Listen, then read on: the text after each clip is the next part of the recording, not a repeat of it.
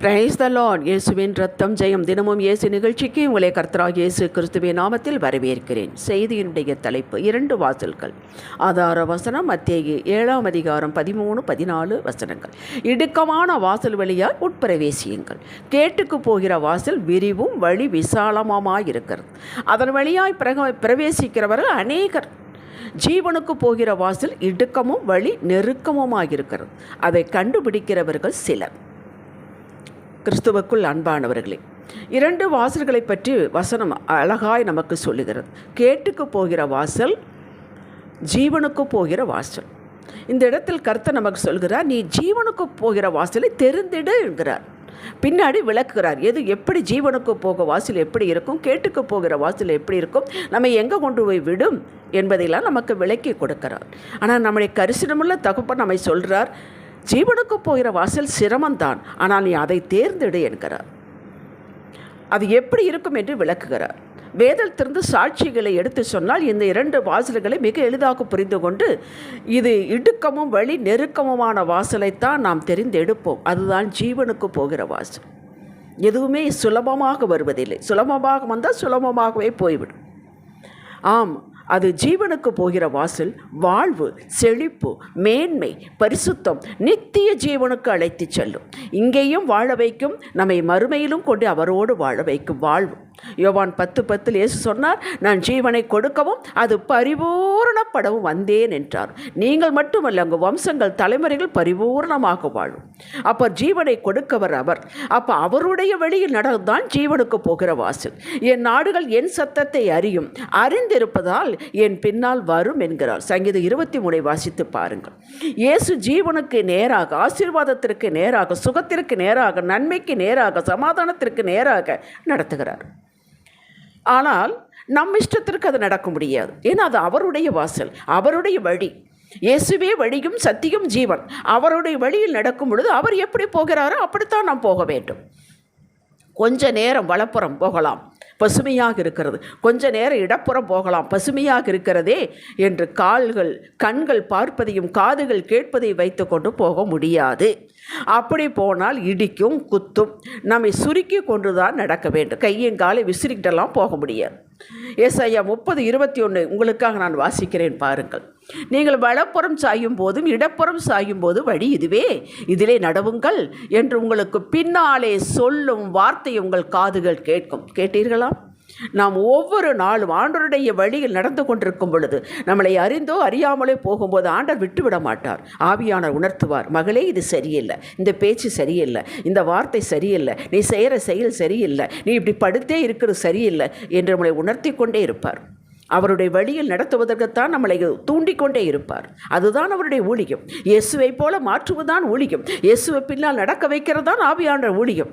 வசனம் குத்தும், இடித்து காட்டும். இந்த வழி வசனத்திற்கு செவிசாய்த்து நடக்கும் வழி, ஜீவனுக்கு போகிற வழி. முற்றிலும் தேவ கிருபையை சார்ந்து நடக்கும் வழி. நமக்கு நம்முடைய பலவீனமெல்லாம் அவருக்கு தெரியும். நம்ம பலத்தினாலும் ஒன்றுமே இல்லை. அவருடைய கிருபையை சார்ந்து அவருடைய சத்தத்தை கேட்டு அவர் பின்னாடி செல்வது தான் ஜீவவழி. உடனே கண்களில் ஏதோ அன்றன்றைக்கு ரிசல்ட்டை காண முடியாது. இது ஈஸி மணி அல்ல. என்னவோ ரொம்ப காலம் இயேசு பின்னாடி போய் ஒன்றும் காணாத போல நடக்காத போல இருக்கும். ஆனால் அவரையே நம்பி நம்முடைய ஈகோவை உடைத்து மாமிசத்தை சுருக்கி கொண்டு நடக்கும்போது விரும்பினது வரும். விரும்பினது வரும்போது ஜீவ விருட்சம் போல இருக்கும். எதிர்பார்த்ததுக்கு மேலாக கிடைக்கும். நீங்களும் வாழ்வீர்கள், பிள்ளைகளும் வாழ்வார்கள். அதுதான் ஜீவவெளி. 4 தலைமுறைகள் காண்பீர்கள் என்று தான் வேதம் சொல்லுகிறது. விசுவாச நடை நடக்கும்போது நீங்களும் நானும் எதிர்பார்த்ததுக்கு மேலாக அது நடக்கும். அது உடனே கிடைத்து விடாது. எல்லாவற்றையும் அதன் காலத்தில் அவர் நேர்த்தியாய் செய்து முடிப்பார்.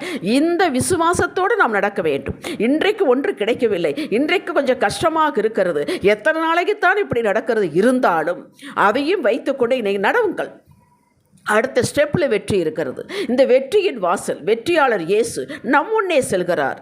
நாம் அவரோடு இணைந்து இசைந்து நடந்தால் போதும். கிடைக்குமோ கிடைக்காதோ, நடக்குமோ சந்தேகத்திற்கு இடமே இல்லைங்க. அந்த இதே உங்களுக்கு தேவையில்லை. இந்த இடுக்கமான வாசல் வழியாக கிருபையை முற்றிலும் சார்ந்திருக்க அந்த வாசல் வழியாக நடப்பவர்களுக்கு வெற்றி உறுதி, நிச்சய வெற்றி உறுதி, நித்திய ஜீவன் உறுதி, மேன்மை சுகம் உறுதி. காலம் மட்டுமே இவர்களுக்கு பிரச்சனை, இன்றா நாளையா, அவ்வளவுதான். இப்படி வாழ்ந்தவன் தான் தாவீது, யோசேப்பு, தானியேல், இவருடைய நண்பர்கள். யோபு இவர்களுக்கெல்லாம் ஆரம்பம். இவர்களது நடைமுறை முடிவு யாவும் நாம் அறிவோம்.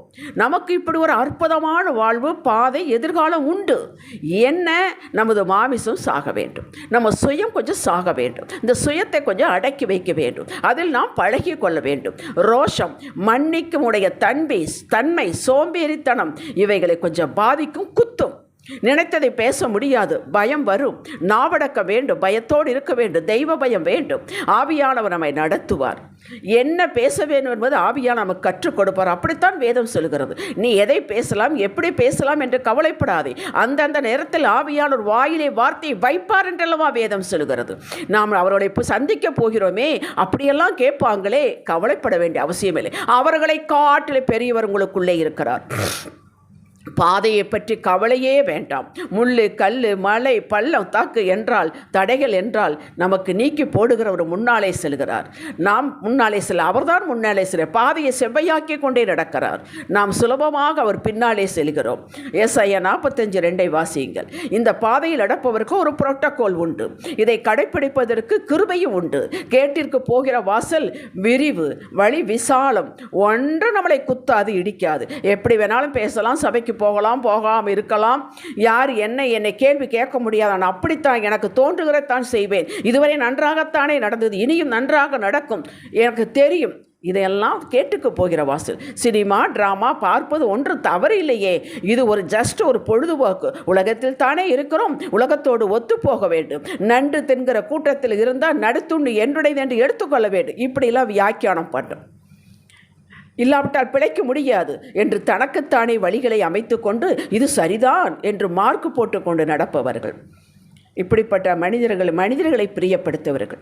இவர்கள் தேவனையும் பிடிப்பார்கள் ஆசீர்வாதத்திற்கு. கருவேப்பிள்ளை போல ஆரம்பத்தில் அருமையாகத்தான் இருக்கும், புத்திசாலித்தனம் போலவும் இருக்கும். இது கேட்டிலே, மரணத்திலே, அழிவிலே, பிரிவினையிலே, அந்தகாரத்திலே கொண்டு போய் விட்டது என்று ஏராளமான சாட்சிகள் உண்டு. அது போன பின் அடைந்த பின் தான் நொந்து கொள்வார்கள். வர வர பலவீனம் அடைவார்கள். இதில் போனவன் தான் சவுல் ராஜா, பார்வோனின் சேனை. சவுல் ராஜா கர்த்தருக்கு காத்திருக்குதல் அவனுக்கு வேதனையாக இருந்தது. மக்கள் பிரிந்து போய் விடுவார்களோ, சந்தேகம், சிதறி போய் விடுவார்களோ, நம்மை மதிக்காமல் போய் விடுவார்களோ, மக்களுக்காக அதை பின்பற்றினான். மக்களை பிரியப்படுத்தினான். தேவனுக்கு கீழ்ப்படியாமல் போய் கனவீனப்படுத்தினான். தாவீதின் மகன் அப்சலோம் இந்த வாசல் வழியாய் போய் வாழ்வை இழந்தான். மக்களே, ஆரம்பத்தில் சிரமமாயிருக்கும். ஜீவனுக்கு போகிற வாசல் சிரமமாகத்தான் இருக்கும். பின் பழகி கொண்டால் இந்த வாசல் பாடம் கற்றுக்கொண்டே வெற்றியை சுதந்திரித்து கொண்டே நடக்கலாம். வெற்றி எடுத்துக்கொண்டே நாம் நடக்கலாம். பாடுபடுதல் இருந்தால் ஆளுகை செய்யலாம். பாடே வேண்டாம் என்றால் ஆளுகை கிடையாது. இந்த வழியாய் நம்மோடு இயேசு கூடவே வருகிறார். அவர் பார்த்து கொள்வார். கேட்டுக்கிற போகிற வாசல் 2 வாசலுக்குமே சைன் போர்டு கிடையாது. இது கேட்டுக்கு போகிறது, இது ஜீவனுக்கு போகிறது. எங்கேயாவது சைன் போர்டு இருக்கிறது? அப்படி ஏதும் இல்லை. நம்முடைய இருதயத்தில் ஆவியானவர் சொல்லுவார். அவர்தான் சைன் போர்டு. வேதம்தான் சைன் போர்டு. வார்த்தை தான் சைன் போர்டு.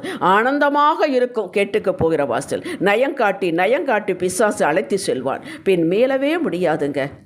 அதில் பாதாளத்துக்குள்ளே தான் கொண்டு போய் விடுவான். அதுவரை அவன் ஓய மாட்டான். இன்றே உங்களது பாதையை தெரிந்தெடுங்கள். ஒவ்வொரு நாளும் செக் பண்ணிக்கொண்டே செல்லுங்கள். நம்முடைய பேச்சு எப்படிக்கிறது, நாம் எந்த வழியாக நடக்கிறோம், அதுதான் நமக்கு நாமே செக் பண்ணிக்கொள்ள வேண்டும். உங்கள் வழியின் மேல், நடையின் மேல், பேச்சின் மேல் கவனமாயிருங்கள். நீதிமொழிகள் 3:5-6, நீதிமொழிகள் 4:23 வாசியுங்கள்.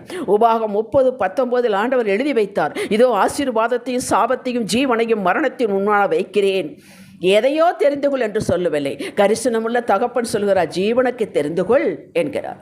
மக்களே, ஜீவ பாதையாகிய ஜீவ பக்தனாகிய தேவ வார்த்தையை எடுத்துக்கொள்ளுங்கள், காத்து கொள்ளுங்கள், இருதயத்தில் வைத்துக் கொள்ளுங்கள், தினமும் அதை தியானியுங்கள். அவரை எப்படி தேட வேண்டுமோ தேடுங்கள், ஆவியானவருக்கு கீழ்ப்படியுங்கள், அவரை அற்புதமாய் நடத்துவார். வறட்சி என்பதே கிடையாது. நான் தாவீது சொல்கிறார், நான் பலகனாய் இருந்தேன், முதிர் வயதும் ஆனேன், நீதிமான் அப்பத்திற்கு அறந்து திரிகிறதை கண்டதில்லை என்று சொன்னார். அப்படி வறட்சி ஒரு நாள் உங்களையும் உங்கள் பிள்ளைகளையும் வம்சத்தையே தாக்காது.